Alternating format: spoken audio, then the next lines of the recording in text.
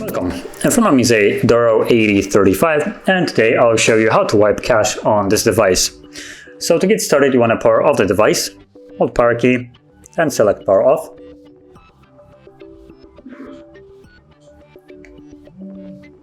Now once the device shuts off, you then want to hold power key and volume up. So both of these keys at the same time, power, volume up. And soon after you should see Doro and the Pokeball logo, so let go.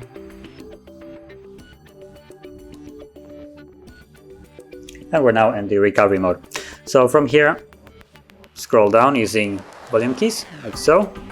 And you want to select wipe cache partition, like so.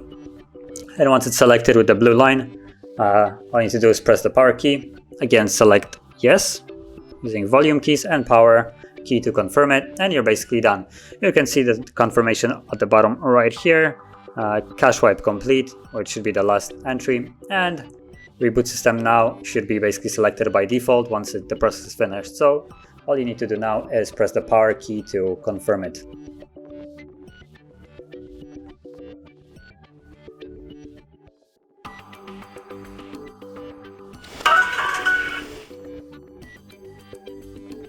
And we're back in the Android, as you can see.